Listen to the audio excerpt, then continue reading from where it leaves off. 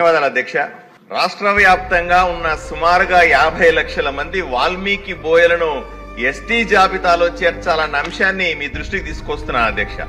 దేశవ్యాప్తంగా ఉన్న వాల్మీకులు ఉత్తర భారతదేశంలో ఎస్సీలు గాను, దక్షిణ భారతదేశంలో ఎస్టీలు గాను ఉన్నారు. మన పక్క రాష్ట్రమైన కర్ణాటకలో కూడా వాళ్ళు ఎస్టీలే. స్వాతంత్రం వచ్చిన తర్వాత 1947లో స్వాతంత్రం వస్తే 1956వ సంవత్సరం వరకు కూడా సుమారుగా 9 సంవత్సరాల పాటు ఎస్టీలుగానే ఉన్న వాల్మీకుల్ని 1956లో అకారణంగా ఏ కారణము చూపించకుండా రాత్రికి రాత్రి వాళ్ళని బీసీలుగా మార్చారు అధ్యక్ష. రాష్ట్రంలో కూడా ప్రాంతీయ విభేదాలున్నాయి.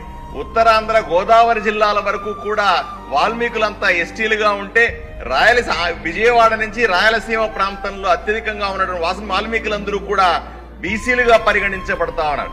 సుమారుగా 60 సంవత్సరాలుగా ఈ పోరాటం జరుగుతా ఉంది. ఎవరు అధికారంలోకి వచ్చినా సరే వాళ్ళని అభ్యర్థించుకుంటున్నాం, వాళ్ళని రిక్వెస్ట్ చేస్తా ఉన్నాం.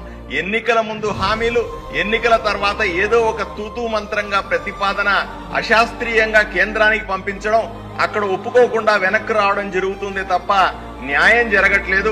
2017 సంవత్సరం డిసెంబర్ 2వ తారీఖున ఇదే శాసనసభ గౌరవ ముఖ్యమంత్రి గారి చంద్రబాబు నాయుడు గారి నాయకత్వంలో తీర్మానం చేసి రాష్ట్ర వ్యాప్తంగా ఉన్న వాల్మీకులను ఎస్టీలుగా చేర్చాలనే ప్రతిపాదన పంపింది. గత ప్రభుత్వం కూడా అశాస్త్రీయంగా పంపడం వల్ల ఈ పని జరగలేదు. ఇప్పుడు డబుల్ ఇంజన్ సర్కార్ ఉంది. నరేంద్ర మోదీ ప్రభుత్వం ఈరోజు ఈ సమస్యను పరిష్కరించడానికి సిద్ధంగా ఉంది అధ్యక్ష. సరైన ప్రతిపాదనల్ని తయారు చేసి ఈ శాసనసభ తీర్మానం చేసి కేంద్రానికి పంపిస్తే నరేంద్ర మోదీ ప్రభుత్వం వాల్మీకుల్ని ఎస్టీలుగా చేర్చి 60 సంవత్సరాలుగా ఉన్న వాల్మీకుల కల నెరవేరుతుందని మీ ద్వారా ముఖ్యమంత్రి గారికి విన్నవించుకున్నాను అధ్యక్ష.